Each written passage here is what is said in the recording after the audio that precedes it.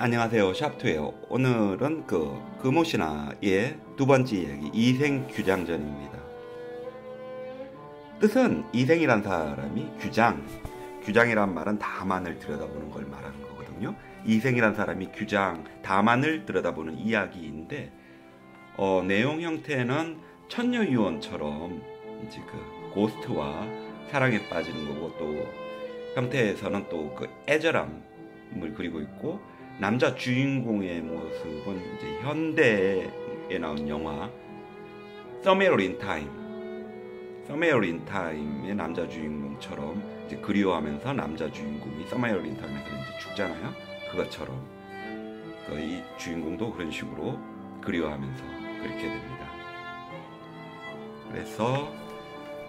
그리고 또 이게 김시습이 조선 초잖아요. 고려가 이제 멸망한 지 얼마 되지 않은 때라서 여전히 조선에서 남녀 상열지사의 형태로서 평가절하하던 사랑 방식들이 이제 눈에 띄어요. 소설에 보면은 예를 들어 가지고 보통 조선에서는 여자 쪽에서 뭐 이렇게 하는 거나 뭐 밀당하게 하거나 이런 식으로 하지, 여자가 이렇게 적극적으로 나오고 그런 것들은 조선에서는 이제 막 많이 억압이 됐었잖아요. 근데 여전히 여기서는 고려 때 그게 남아 있습니다. 처음 앞부분은 Somewhere in Time 음악 들으면서 읽겠어요. 연주는 제가 했습니다. 개성에 이생이란 사람이 낙타귀 옆에서 살고 있었다.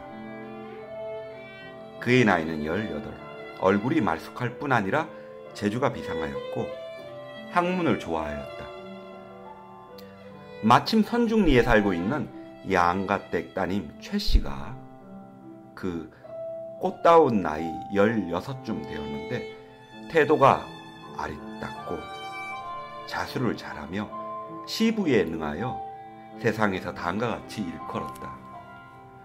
풍류제자 이 총각과 아리따운 최처자의 그 제주 얼굴을 뒤라 아니 탐내리.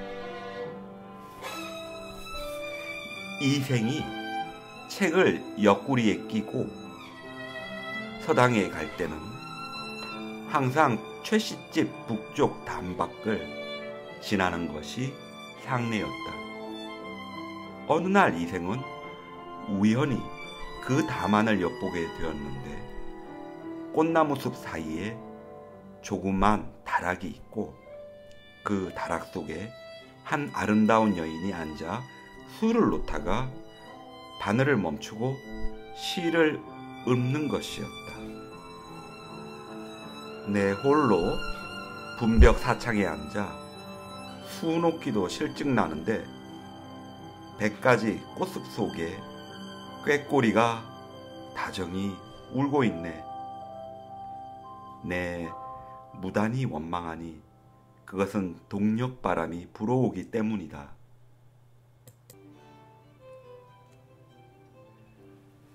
말없이 바늘을 멈춰 이내 생각 하염없어라. 길 위에 뉘집 총각 고우신님이 초록빛 긴 소매로 수양버들 가지 스치는가. 이 몸이 변하여 죄비된다면 드리운 주렴 살짝 넘어 높은 담 너무리라. 이생은 문득 이 소리를 듣고 기쁨과 흥분을 주체할 수 없었으나 그 담은 드높고 문이 굳게 잠겨 어찌할 수 없었다. 그런 생각 끝에 종이 한 폭에 시 3수를 써서 기와 조각에 매어 담 안으로 던졌다. 다음은 그 중에 한 수이다. 무산 육록봉에 첩첩 쌓인 안개인가 배꼽자 하나 뵐 수 없는 이 괴로움, 그 임의 외로운 꿈을 번거롭게 하지 말자. 하마나 운우되어 양배 위에 내릴 거나. 아가씨가 시니어 향하를 시켜 주어보니 이생의 시였다. 아가씨는 그 종이 쪽지에 두어자 적어 밖으로 던졌다.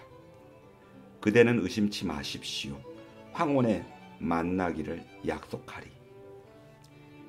이생이 그 말과 같이 어둠이 짙어오는 황혼역에 그 자리로 갔다. 문득 복사꽃나무 한 가지가 담 위로부터 뻗어 내려오며 하늘하늘하는 그림자가 나타난다. 이생이 가서 보니 그네줄에 들이운 바구니가 담 밖으로 내려왔다. 이생은 그 줄을 잡고 담을 넘어 안으로 들어갔다. 곧 아가씨가 나타났다. 그들은 몇 수의 시를 서로 주고받았다. 그런 후 아가씨가 말하였다. 오늘의 우리의 만남이 작은 인연이 아닙니다. 당신께서는 저를 따라와 운후의 즐거움을 서로 즐기고 100년의 가약을 맺음이 어떻겠습니까? 이생은 아가씨의 뒤를 따라 북쪽 창문으로 해서 안으로 들어갔다.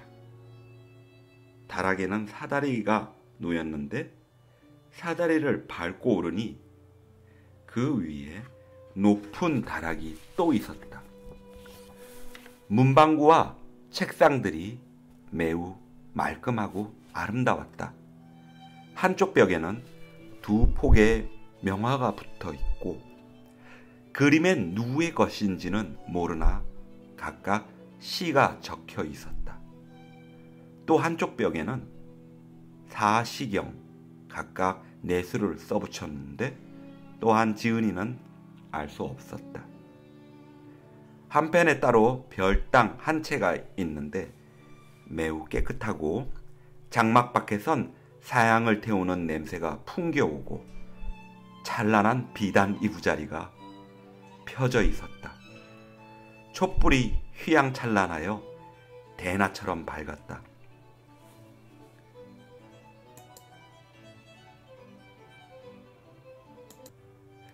이생은 아가씨와 인생의 가장 즐거운 운후의 재미를 마음껏 즐기면서 거기 머물러 있었다. 사흘 후에 다시 담을 넘어 나온 다음부터 이생은 그곳에 가지 않는 날이 거의 없었다. 그러던 어느 날 이생의 부친이 꾸지람을 하는 것이었다. 너는 저녁에 나가 아침에야 돌아오니 아무래도 경박한 자의 행실을 배워 남의 집 담을 뛰어넘어 다니는 게 아니냐? 안 되겠다. 너는 빨리 영남 농막으로 일꾼을 데리고 내려가서 다시 돌아올 생각을 하지 말아라. 여인은 매일 저녁 꽃동산에서 기다렸으나 두어 달이 지나도록 낭군이 다시는 나타나지 않으므로 향화를 시켜 이생의 이웃집 사람에게 물어보게 하여 그가 아버지의 명으로 영남으로 내려갔다는 사실을 알고는 병이 나서 자리에 쓰러져 누워 물 한 모금 입에 대지 않았고 말조차 끊었다. 그의 부모가 병의 징세를 물었으나 최 씨는 여전히 아무런 대답이 없었다. 하루는 그의 부모가 슬며시 옆에 있는 대바구니 속에 든 이생과 주고받은 딸의 시를 읽어보고 그제서야 무릎을 쳤다. 예, 아가, 이생이란 사람이 누구냐? 모든 것을 솔직히 말해라. 그리하여 내막을 알게 된 그의 부모는 이씨집에 청혼하였다. 그러나 이씨 대답은 함부로 빨리 혼사를 이룰 수 없다는 것이었다. 이에 최 씨는 다시 중매장이를 보내어 거듭 청혼하였다. 이렇게 청혼과 거절이 몇 차례 거듭된 후에 이 씨는 드디어 마음을 정하고 사람을 보내어 아들을 돌아오게 하였던 것이다. 이에 길한 날을 가려 두 사람은 혼례를 올렸으며 그 다음 해에 이생은 대가에 급제하여 높은 벼슬길에 오르니 그의 명성이 일세를 흔들었다. 그 후 홍건적이 서울을 점령하게 되었을 때였다. 이생은 가족과 함께 산골짜기에 숨어 있었는데 오랑캐 한 놈이 칼을 가지고 쫓아왔다. 이생은 도망하여 죽음을 면하였으나 최 씨는 오랑캐에게 잡혔다. 오랑캐가 정조를 빼앗으려 하자 최 씨는 꾸짖고 반항하다가 놈의 칼에 죽었다. 도둑들이 물러간 후 이생은 부모의 옛 짙터를 찾고 또 처갓집을 찾았다. 그러나 모든 것은 병화에 다 타버리고 없었다. 그는 슬픔을 이기지 못해 작은 다락에 올라가 날이 저물 때까지 쓸쓸하게 홀로 앉아 있었다. 밤이 깊었을 때 죽은 최 씨가 나타났다.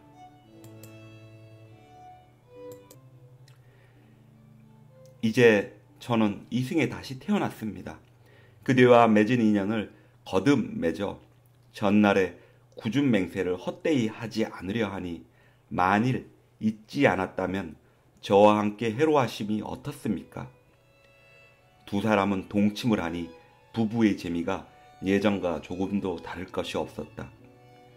그럭저럭 수년이 흘러간 어느 날 저녁 최 씨가 말하였다. 삼생의 인연이 장차 끝나게 되었으니 슬픈 생각을 어찌하리까? 그게 웬 말이오? 저승의 일은 거역할 수 없어 그럽니다. 옥황상제께서 저를 특별히 어여삐 여기고 동정하시어 환처로서 당신의 애끓는 가슴을 잠시나마 메워드리고자 한 것이니 인간 세상에 더 이상 머무를 수 없습니다. 더구나 산 사람을 어찌 유혹하겠습니까? 여인은 눈물을 흘렸다. 이생 역시 슬픔을 참을 수가 없었다. 내 차라리 낭자와 함께 죽어 저승으로 갈지언정 어찌 혼자 살아남아 구질구질한 목숨을 유지하리오. 아무쪼록 당신은 인간 세상에 오래 남아 100년 낙을 누린 후에 함께 흙이 되어 묻힘이 어떻소? 당신의 수명은 아직 남아있으나 제 목숨은 이미 끝났습니다. 만일 계속 인간 세상에 미련을 가진다면 법령에 위배되어 제게만 죄책이 내려지는 게 아니라 당신에게도 누가 미칠까 염려됩니다. 다만 한 가지 부탁이 있습니다. 제 해골이 아무 골짜기에 흩어져 있습니다. 만일 은혜를 베풀어 제 해골을 거두어 주신다면 고맙겠습니다. 서로 부여안고 한동안 울다가 이생이 최 씨를 바라보니 그 형체는 차차 자치가 없어지고 목소리도 가늘어지는 것이었다. 이생은 아내의 지시대로 그 골짜기로 가서 여인의 흩어진 뼈를 주워 어버이가 묻힌 곁에 묻어주었다. 장사가 끝내고 이생은 매일같이 아내를 생각하다가 병을 얻어 2달 만에 죽으니 사람들은 그의 의를 중히 여겨 사모하였다. 감사합니다.